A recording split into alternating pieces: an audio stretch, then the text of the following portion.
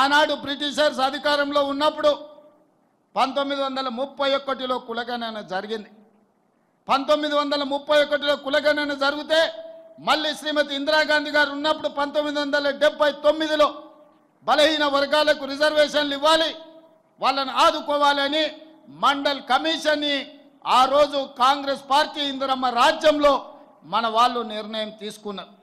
Mandal commission దాదాపుగా 1990 నివేదిక వెలికి తీసుకొచ్చి ఆనాడు మొత్తం బీసీలు 52%, ఇంక్లూడింగ్ ముస్లిం మైనారిటీలు కూడా బీసీలలో ఉన్నారు, వాళ్ళకి 27% రిజర్వేషన్లు ఇవ్వాలి అని మండల్ కమిషన్ రికమెండ్ చేస్తే 27% రిజర్వేషన్లు అమలు చేసింది కాంగ్రెస్ పార్టీ.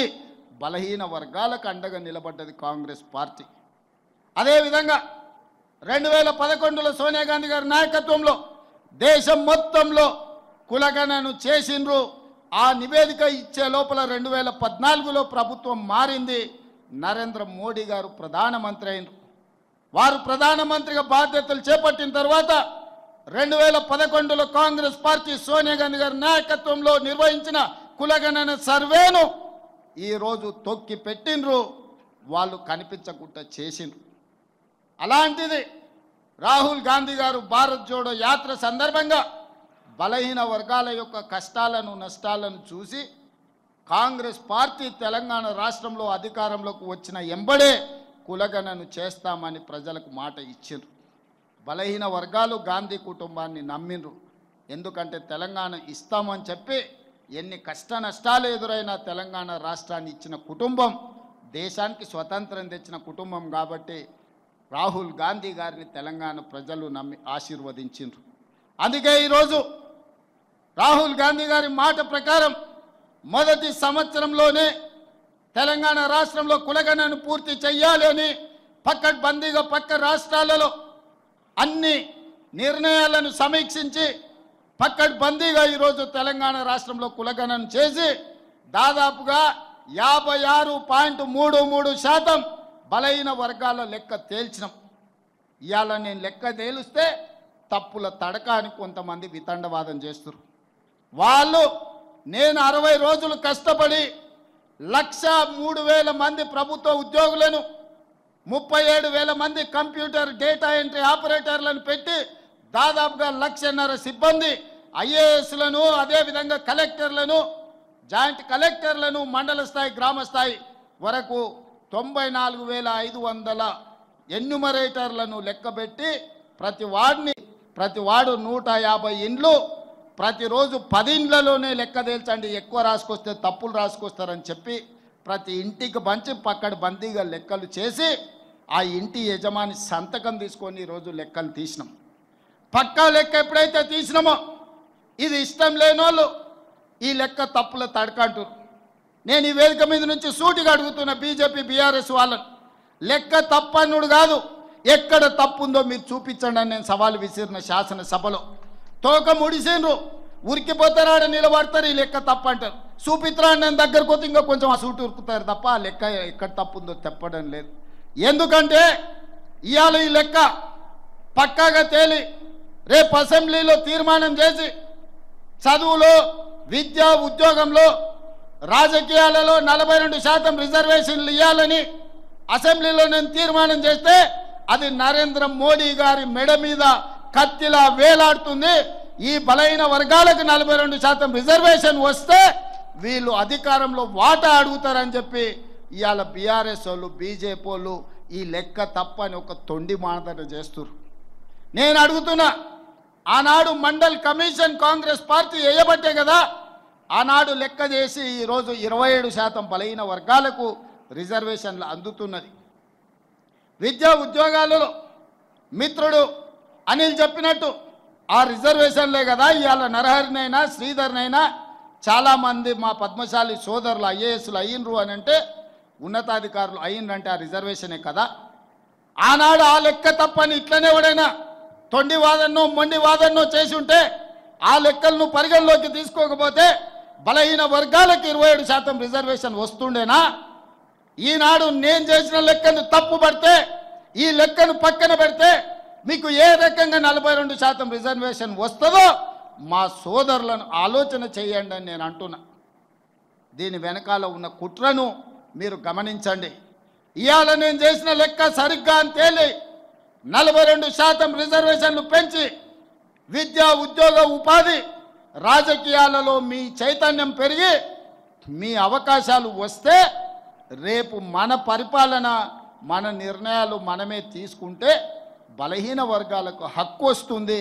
వాళ్ళ హక్కులను కాలరాయాలి, వాళ్ళ గొంతును నులిమేయాలని ఈరోజు కుట్ర జరుగుతుంది. సోదరులారా, మీరు ఆలోచన చేయండి. ఈరోజు ఈ లెక్క తప్పు చేస్తే నాకేమైనా లాభం వస్తుందా?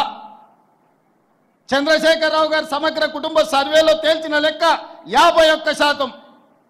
కానీ మీ సోదరుడు రేవంత్ అన్న చేసిన సామాజిక, ఆర్థిక, రాజకీయ, విద్య, ఉద్యోగ, కులగణన సర్వేలో 56.33% లెక్క తేల్చి దాదాపుగా 6% పెంచి నేను లెక్క చూపించిన. చంద్రశేఖరరావు గారు ఉన్నత కులాలది 21% అని లెక్క తేలిస్తే నేను పెట్టిన లెక్కలలో 15.28% అని లెక్క తేలింది.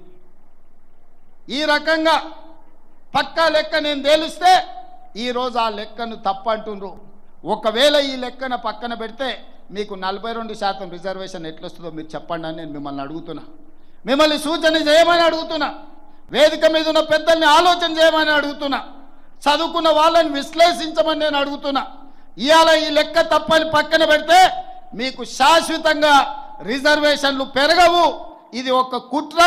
ఇవాళ తెలంగాణ రాష్ట్రం ఒక మోడల్గా దేశం మొత్తం మీద రాహుల్ గాంధీ గారు తీసుకొని ఈరోజు ప్రయాణం మొదలుపెట్టారు. మన బీహార్లో చెప్పిండు, నిన్న గుజరాత్లో చెప్పిండు, మేము తెలంగాణలో లెక్క తేల్చినట్టు దేశం మొత్తం మీద కులగణన చేస్తాం, బలహీన వర్గాల రిజర్వేషన్లు పెంచుతాం, 50% నిబంధన ఏదైతుందో నిబంధనను తొలగిస్తాం, చట్ట ప్రకారం సుప్రీంకోర్టు ఆమోదంతో బలహీన వర్గాలకు 42% రిజర్వేషన్ ఇస్తా అని రాహుల్ గాంధీ గారు చెప్తున్నారు. దానికి మొట్టమొదటి పునాది రాయి ఈరోజు తెలంగాణలో పడ్డది. దీని ఆదిలోనే, దీని పురిటిలోనే గొంతు నొక్కాలని కొంతమంది కుట్ర చేస్తుండ్రు. కుట్రదారులను తిప్పుకొట్టండి సోదరులారా. మీ శక్తిని, మీ యుక్తిని ప్రదర్శించండి, నాకు అండగా నిలబడండి. నేను చేసి చూపిస్తా. 42% రిజర్వేషన్లు సాధించి మీ అభ్యున్నతి కోసం పాటుపడతా. అదే కాదు, ఈరోజు పద్మశాలీలు ఇక్కడనే కాదు, మహారాష్ట్ర ఎన్నికలలో నన్ను ప్రచారానికి పిలిచిండ్రు, సోలాపూర్ పిలిచిండ్రు. నాకు అర్థం కాలేదు, సోలాపూర్లో నాకేమున్నది, నన్నెందుకు పిలుస్తారని. ఆడికి పోతే మా పద్మశాలి సోదరులు మార్కండే భవన్కు తీసుకెళ్ళిండ్రు. అక్కడ ఎవరు గెలవాలన్నా మా సోదరులే. ఈరోజు సోలాపూర్లో ఎవరు ఎమ్మెల్యే, ఎంపీ గెలవాలంటే మా పద్మశాలి సోదరులు ఇక్కడి నుంచి వలసపోయిన వాళ్ళు, మా జగిత్యాల, కరీంనగర్, సిరిసిల్ల ప్రాంతాలకు సంబంధించిన సోదరులు అక్కడ ఉన్నారు. అక్కడ వాళ్ళు నన్ను ఒక మాట అడిగినారు, సార్ మేము 100 ఏళ్ళ పైన ఇక్కడికి వచ్చి మా రాకపోకలు, మా సుట్టరికాలు ఉన్నాయి, మేము పిల్లల్ని ఇచ్చుకున్నా చేసుకున్నా, మాకు ఫంక్షన్లకు ఒక కమ్యూనిటీ హాల్ లేదు, మీరు సాయం చేయండి అని అడిగినారు.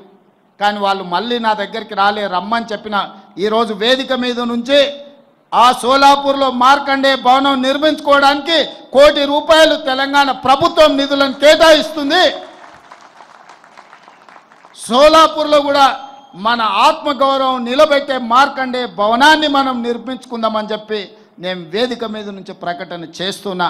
ఎందుకంటే ప్రణితి షిండే ఒకప్పుడు మన గవర్నర్గా, కేంద్ర హోంశాఖ మంత్రిగా పనిచేసిన సుశీల్ కుమార్ షిండే గారు, వారి కూతురు ఈరోజు ఎంపీ అక్కడి నుంచి, వారు కూడా నన్ను అడిగినరు, తప్పకుండా అక్కడ ₹1 కోటి ఇచ్చి మార్కండే భవనాన్ని నిర్మిద్దామని తెలియజేస్తున్నా. ఇదే కాదు, శివసేన ఉద్ధవ్ ఠాక్రే కొడుకు ఆదిత్య ఠాక్రే ముంబై, వర్లీ నన్ను ప్రచారానికి పిలిచిండు. ముంబైలో మనకేముందయా పోవడానికని నేను అనుకున్నా. అక్కడికి పోగానే మన పద్మశాలి సోదరులు వచ్చిండ్రు. అక్కడ కూడా మార్కండే భవనం ఉంది, మార్కండే మందిరం ఉంది.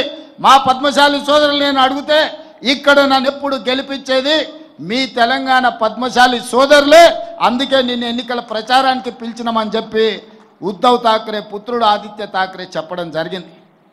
ఇవాళ సోలాపూర్ అయినా, భివాండి అయినా, సూరత్ అయినా, వర్లీ అయినా, ఇవాళ సిరిసిల్ల అయినా మా సోదరులు అనుకుంటేనే ప్రజాప్రతినిధులుగా అయ్యే శక్తి మీ దగ్గర ఉన్నది. మీ శక్తి కూడగట్టుకోండి, రాజకీయ అవకాశాలను అందిపుచ్చుకోండి. వాటిని అందించే బాధ్యత కాంగ్రెస్ పార్టీ తీసుకుంటుంది. ఆర్థికంగా, రాజకీయంగా, ఉద్యోగపరంగా, విద్యాపరంగా ఈ ప్రభుత్వం మీకు అండగా నిలబడుతుంది. సోదరులారా, మీరందరూ యునైట్ కాండి, మీరందరూ ఏకమై ఆలోచన చెయ్యండి. మీ మేధావులతో ఒక కమిటీ వేసుకోండి. మీ పిల్లల చదువుల కోసం, వాళ్ళ ఉద్యోగాల కోసం, మన కుల వృత్తి కోసం, మన చేతి వృత్తుల కోసం ఏ రకమైన నైపుణ్యాన్ని పెంపొందించాలి, ఏ రకంగా స్కిల్స్ని మనం నేర్పించాలి, ఏ రకంగా వాళ్లకు ఉజ్వల భవిష్యత్తును అందించాలనో మీరు ప్రణాళికలు సిద్ధం చేసుకోండి. మీ సామాజిక వర్గంలో ఉన్న ఐఏఎస్లను చదువుకున్న వాళ్ళని అడగండి, వాళ్ళ ఆలోచన తీసుకోండి. ఆ ప్రతిపాదనలు రాష్ట్ర ప్రభుత్వానికి తీసుకురండి. ఖచ్చితంగా మీకోసం నిధులు కేటాయించి మీకోసం విధానపరమైన నిర్ణయాలు తీసుకోవడానికి రాష్ట్ర ప్రభుత్వం సిద్ధంగా ఉన్నది. నేనున్నప్పుడు మీరు ఈ పనులు చేయించుకోకపోతే మీకు జీవితంలో మళ్ళీ ఎవ్వరు కూడా మిమ్మల్ని ఆదరించరు. మీరు సమయాన్ని వృధా చేసుకోకుండా మీరు ఖచ్చితంగా పట్టుదలతోనే ముందుకు నడవండి. మీ ఆత్మగౌరవాన్ని నిలబెట్టి మీ అభివృద్ధి కోసం పనిచేసే బాధ్యత మీ సోదరుడిగా నేను తీసుకుంటా. రాజకీయాలలో కానీ, ఉద్యోగ ఉపాధిలో కానీ